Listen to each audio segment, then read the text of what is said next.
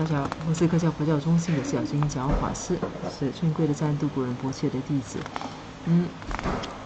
那我们继续跟大家分享的是这本马明大师所著的《上师四世50颂》。那这本书呢，它的解释和论释是由格西阿旺达吉。那之前呢，我们有在之前跟大家分享的内容呢，其实就从一开始，我们现在分享到的上一期分享到第12颂。那今天将继续跟大家分享第13颂。那前面的几颂呢，就主要在说一些上师，就是说从开始就是他从入门就跟我们介绍，就是为什么需要依止上师。那过去诸佛，过去的每一位佛都如此尊敬自己的上师，每天都向自己的上师顶礼。那甚至包括就是有些佛甚至把上师都就放在自己的头上。那既然佛都这么样做的话呢，那更何况是我们。那所以说，上师是一切成就的根本。那我们应该把上师视为佛一般来加以意志。那前面的些内容呢，我就不会在之前有跟大家稍微就是回顾了一下，那我不会特别去再怎么说呢，再进一步去解释。不过上一期的上一期的内容跟目前的这个有点关系，所以我会怎么说呢？再给大家看一看。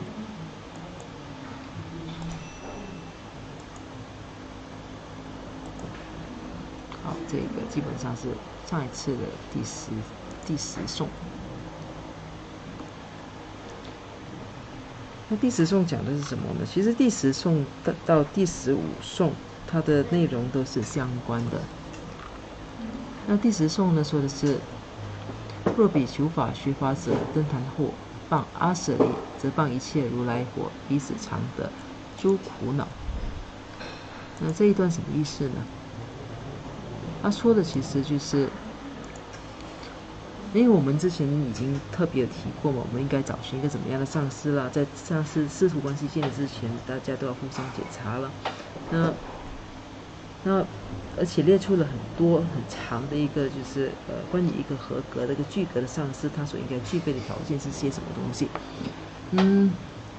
那既然就是我們用了那麼長的時間，3年到12年之間去尋找，好不容易找到一位這樣子的上師，而且就是確定這位上師呢，肯定不是一個驕傲的，肯定不是一個很容易發怒的，肯定不是一個就是很傲慢的。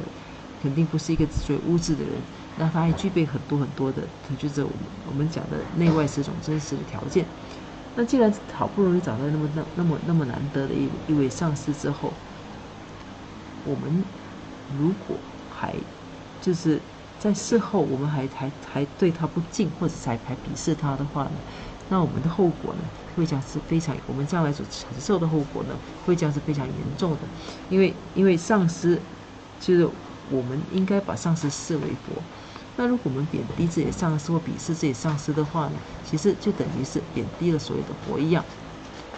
那如果貶低所有的佛，我們作為一個金剛弟子，跟上師建立這種關係呢，就是一種金剛師徒之間的關係。那如果說我們去貶低自己的上師，那個給我們灌頂啦，給我們修持密續修持，甚至傳授密續的戒律給我們的上師，如果我們去貶低這樣子的上師呢，我們就等於是貶低所有的佛，因為上師其實就是諸佛的化身，所以我們等於貶低所有的佛呢，貶低所有的佛的話，你可以想象那個後果是多麼嚴重的。那所謂的貶低上師，有時候甚至並不是說你一定是去把他說得一文不值了，這其實只要心裡有些不尊敬，或者是覺得就是上師在做是什麼東西的時候，我們可能心裡面就自己在心裡有一些話可能在嘀咕，說這有什麼大不了的，或者是有些時候有些上師呢，他要求弟子做某些事情，那些弟子可能就覺得這個上師怎麼這麼小題大做了什麼之類的，那如果心里面即使只是这样子的一些声音呢，基本上那就是一个贬低上师的。其实当一开始有这样子的一种就是我们在身语意的其中一项，任何一项，如果说对上师有不敬的话呢，那其实就是在制造恶业。那包括有些时候开上师的玩笑，那其实也是一种恶业。那如果真正对上师的一种尊敬呢，是连这些东西都不会犯的。这个就是，所以那以前就是在之前也是有说过的，阿底峡尊者刚刚到西藏的时候，他就是说，西藏人根本都不把上师当成上师，他不当成佛，他们只把上师当成一个普通的人。那如果说我们都把上师当成一个普通的人的话，我们怎么可能会达到任何一些修行上的成就呢？因为上师是一个引导我们就是走上成佛之道的人。那如果我们把上师当成一个普通的人，那试想想看，我们怎么可能认为一个普通的人能够带领我们成佛？所以其实我们打从心里都已经是不相信这回事了。所以从一个比较逻辑的一种解释来看，其实你认真去想想，当你不认为上师是佛的时候，那基本上你等于是你否定了，怎么说呢？你否定了这人可能成佛的一个可能性，就是其实那种是可能是一种潜意识的一种心理。那因为一个教导你的人你都不相信，那你该相信谁？那如果你不相信教导你的人，那你当然就肯定更加不会去实践他所教导的内容，那你更加不会去实修他所教授的内容。那你不会，或者是你去做的时候，也只是就是可能以1到10的话，你上司叫你做的是10项任务，你可能只是完成了5项而已。那如果是这样子的，怎么可能会期待会有修行上的成就呢？那其实这些都是一些很细微的我们心里的一种不敬。那这些心理的不敬呢，其实对上司来说，上司其实是怎么说？他不怎么样。那上司是慈悲的，他当然他不会接怀，但是对我们自己本身来说呢，那我们就是造了很大的恶业，而且我们自己本身等于是阻碍自己本身的进步和前进。那所以在找寻上师的时候，我们的确要很好的去检查，但是一旦确认上师徒的关系呢，我们就必须完全把这些所有的怀疑和检查都抛到一边了，就完全不要去看了。那全心全意的去培养很纯净的一个上师一致性。那即使上师可能就是有些时候他示现出一些错误呢，我们也不应该对此有所怀疑。那因为其实这些怀疑呢，怎么说呢？我们如果怀疑上师，我们怀疑一个上师，我们就可能怀疑2个上师。那我怀疑2个上师，那基本上就没有什么人是我们真正相信的。那怎么说呢？因为怀疑的基础在那里，怀疑的基础其实是就觉得我是最行的，我是最强的，我是最聪明的，我是最有主见的。你这个怀疑的基础是完全建立在自己的基础上的。那如果说我们连自己就是怎么说呢？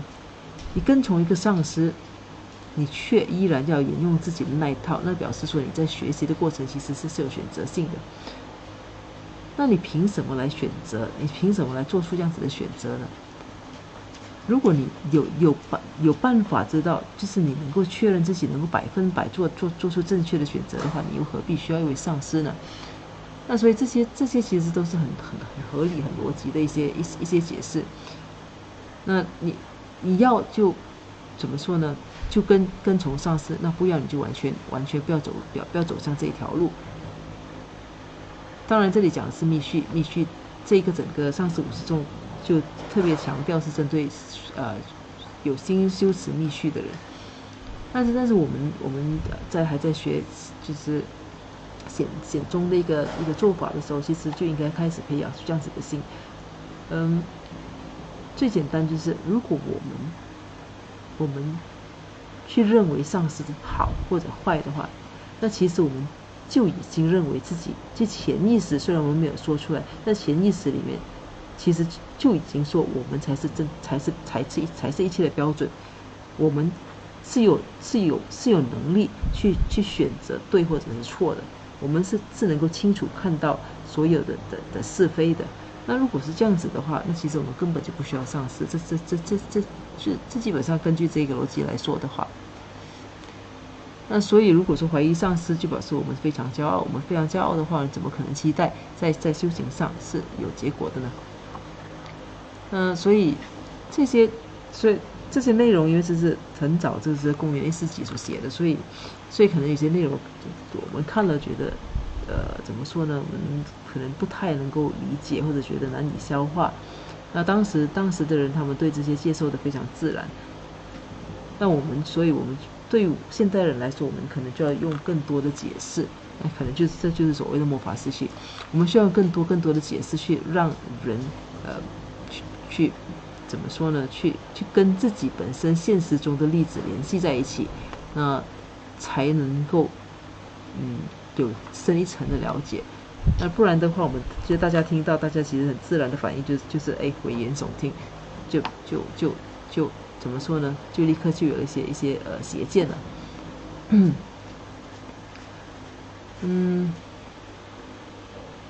这个好，那第11颂说的，其实如果我们遇到一个很好的上司，我们还蠢到去鄙视这些上司的话，我们将会遭受2种后果，一个是有形，一个是无形的。那所谓有形的后果呢，讲的就是我们这一世所会遭受的，我们所看得到的一些后果。那无形的后果呢，说的就是这一世看不到的，来世才看得到的，那个叫无形的后果。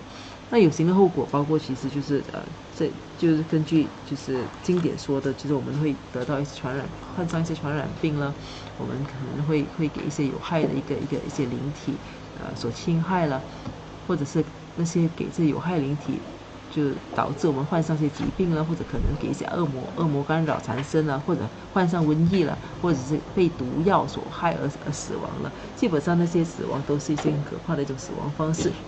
那无形的后果呢，是即便我们这一次就是已经承受了一些很严重的，我们认为是很严重的，可能是惨死之类的。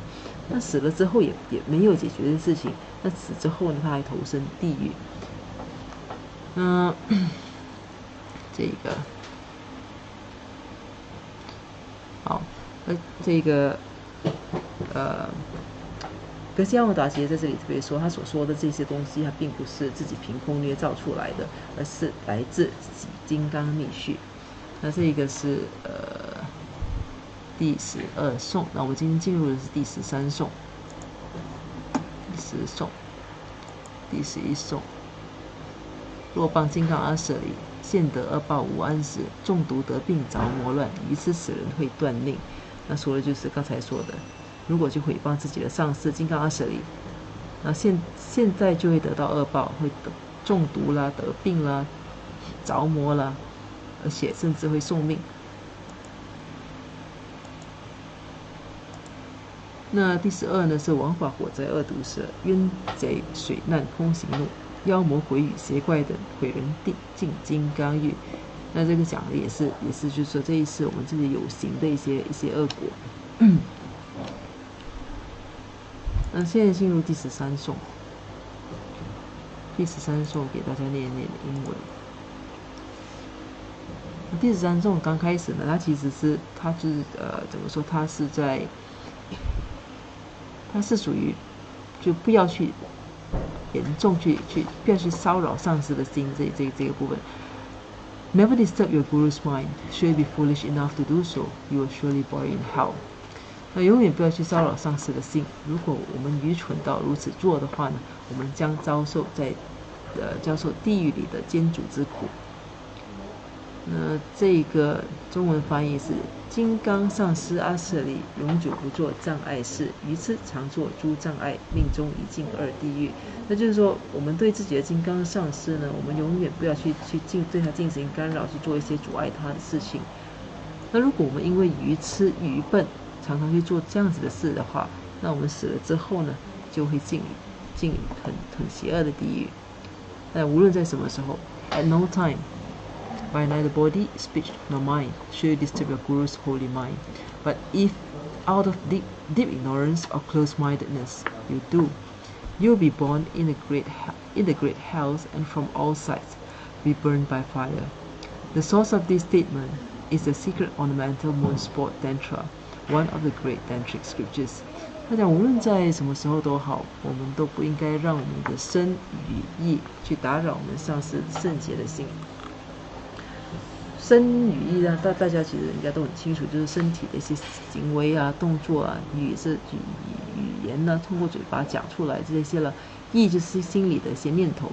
我们不管是身语还是意呢，我们都不应该让它去干扰我们上师的心。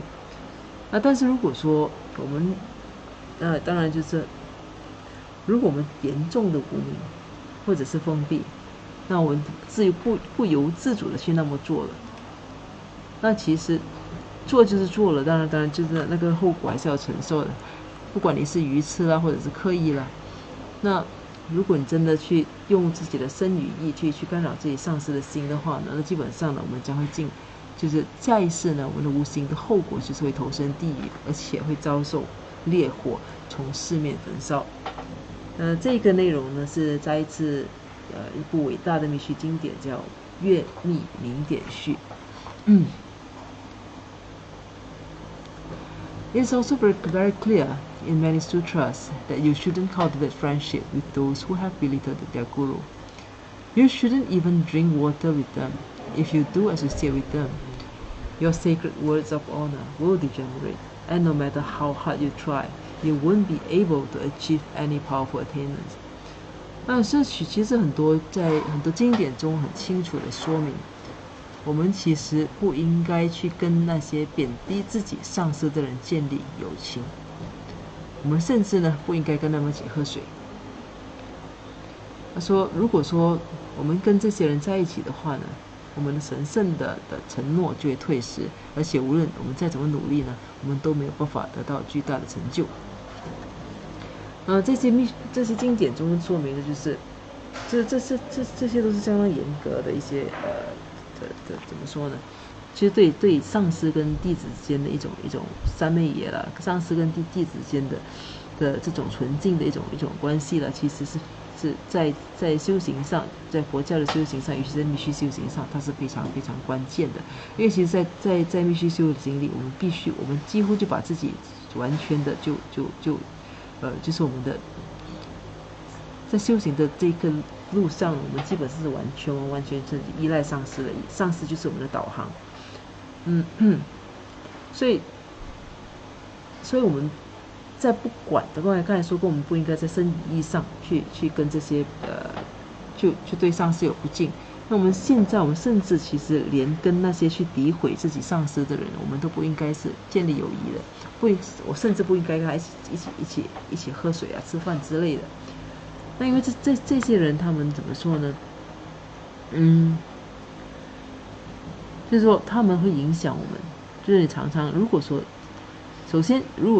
你去听这些人对自己上司的一些评论的话，就是他们对自己上司的批评的话，你允许他们这么做，那首先基本上就表示你对你上司也没有太尊敬。那如果说你是一个真心去保护、相信上师是佛的人，那你自然你不会自己本身在身语意上对上师有所冒犯，那你甚至也不会去怎么说呢？去允许身边的人对自己的上司这么做。而且这里说的是，你不应该跟那些就是诋毁他们本身的上司的人建立友谊。其实这里来看到他的程度，甚至不是诋毁我们的上司的人。那些人他们诋毁我们的上司，如果说我们也就是在旁边，我们任由他这么做的话，其实我们也是等于任由他在制造恶业。那任由一个人制造恶业，当然就会本身就会带来一个怎么讲，一些负面的一个后果。那我们不止，就是说我们还会受他影响。那我们受他影响的话怎么办？我们受他影响的话呢，我们就会我们跟我们上司间的关系呢，就会开始出现退失的情况。我们对上司所给予指示呢，我们也觉得可以不去听从，那表示我们的当时许下的一些承诺呢，就开始退市了。那既然是这样子的话，那我们怎么努力呢，都没有办法取得巨大的成就的。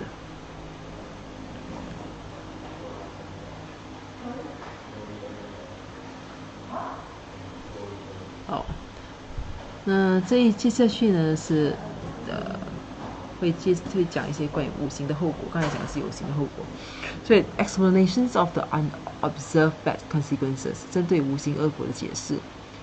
The invisible consequences of disrespecting your guru 那不尊敬上师的无形后果，这些是一个它的大题。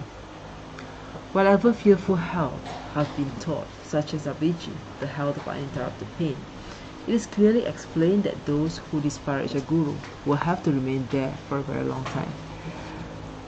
那这个呢，第14颂是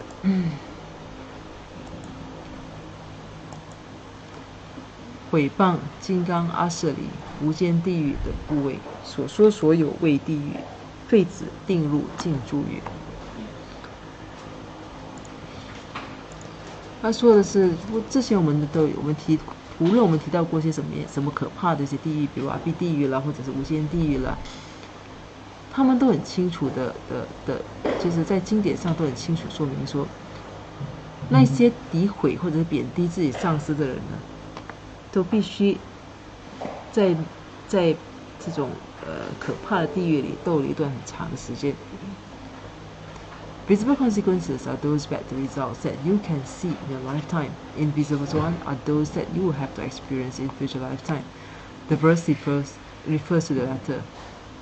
那有形的后果，也就是看得到的后果，指的是你在这一生中可以看到的恶果；而无形的后果呢，则是那些你的来世必须要经历的一些东西。所以这一颂指的是后者，它指的是，当然我们讲到地狱的话，当然讲投身地狱，当然指的就是后世。那所以这颂讲的就是后者。The great hell of Avicii, the hell of uninterrupted suffering, the hell without respite, the worst hell, as described in the Sutra teachings. Disciples who belittle their guru will be reborn in that hell and will have to remain there for a very long time. 他说这些可怕的地狱就是阿鼻地狱，我们都听过阿鼻地狱、无间地狱，那些都是一些苦不断的在痛苦中的地狱。所以根据佛经的描述呢，那些是最糟糕的地狱。那所有贬低上师的弟子呢，将会在那个地狱投身，而且必须在那里待上很长一段时间。One of the great Tantras,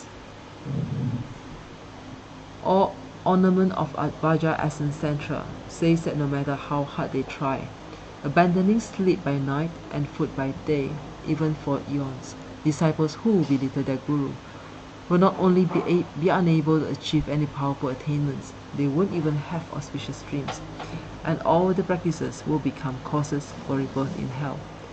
These are some of the invisible consequences of belittling the guru.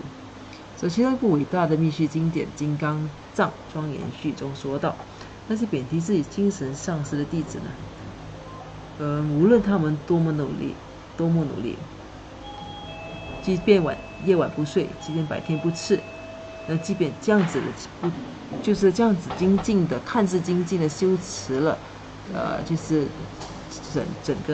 整个贤解，也没有办法取得任何修行上的成就。那么甚至连吉祥的梦都不会有。那不仅如此，他们一切的修持呢，都将成为他们投身地狱的因果。那这些就是贬低上师的其中一些无形后果。那在密续经典《金刚藏庄严序》中也特别说到，贬低自己精神上师的弟子，他无论怎么努力都好，他都不会有成就的。就是他努力多久都好，也不会有成就的。那从这个其实这里的这解释呢，其实如果大家就是有稍微有去思考关于我们修行上要放弃什么东西要特别留意的，那就会知道其实你要在修行上有成果的话，那首先你要把那个我放下。所以简单，你从这点就看到，如果说你会去贬低自己的上司的话，就表示你的我是非常大的，非常你的我执是非常严重的。那如果你的我执非常严重的话，那基本上就是一个就是说我们在怎么说呢？我们根本就是在乖离或者背离一个学佛的一个佛教的一个核心思想。那如果说你连最基本的这些东西你都没有办法做到的话，那你还甚至对一个传授给你解脱之道的上师，你还对他贬低或者是就是去小看他的话呢，那你怎么可能修行上会有成就呢？所以这个就是修行上会有成就。接下去呢就是 The Hirugarutantra says that no matter how hard they try to receive initiations, enter the mandala and engage in tantric practices, disciples who have a very weak relationship with the guru, that is, who have belittled the guru, won't be able to achieve any powerful attainments. 那圣人根本序中有说到，无论他们如何努力的去接受灌顶，怎么去进入坛城或者投入必须修持，那些跟上师关系非常薄弱的弟子呢，那也就是说那些会贬低自己上师的弟子呢，将不会取得任何强大的成就。